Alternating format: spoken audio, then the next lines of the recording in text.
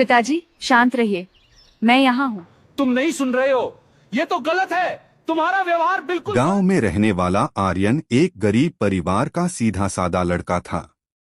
उसके पिता पर जमींदार साहब का भारी कर्ज था।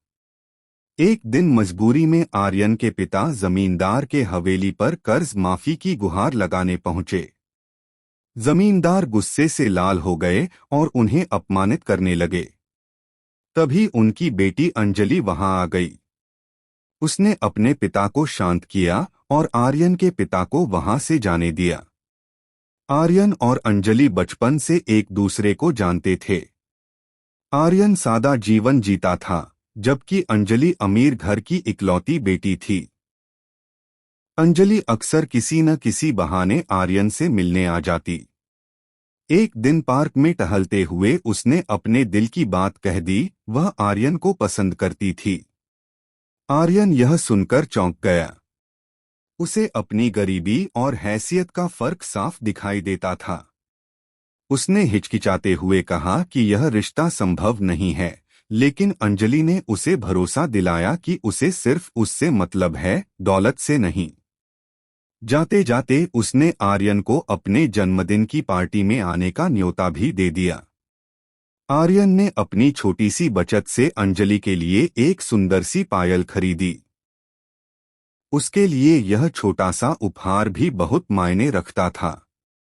जन्मदिन की पार्टी में जब उसने झिझकते हुए अंजलि को पायल दी तो अंजलि ने मुस्कुराकर खुशी जताई। फिर उसने कहा कि वह अगले दिन उससे अकेले में मिलना चाहती है। अगले दिन आर्यन तय जगह पर पहुंचा। वह अंजलि से मिलने को लेकर उत्साहित भी था और थोड़ा घबराया हुआ भी। लेकिन अचानक वहां जमींदार अपने आदमियों के साथ आ पहुंचे। माहौल एकदम बदल गया।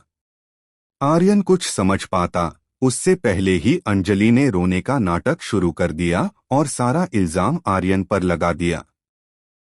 उसने कहा कि आर्यन उसे जबरदस्ती यहां बुलाकर परेशान कर रहा था। जमींदार का गुस्सा भड़क उठा। उनके आदमियों ने आर्यन को बुरी तरह पीटा। आर्यन के माता पिता को जब यह खबर मिली तो वे दौड़ते हुए वहां पहुंचे।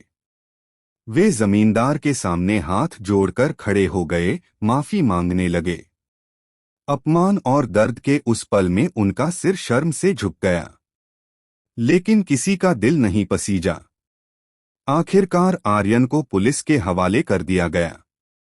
हवालात में बैठा आर्यन टूट चुका था। उसे समझ आ गया था कि अंजलि का प्यार सिर्फ एक खेल था। उसने अपने मनोरंजन के लिए उसके जज्बातों से खेला और मुसीबत आने पर उसे अकेला छोड़ दिया। आर्यन की आंखों में दर्द था और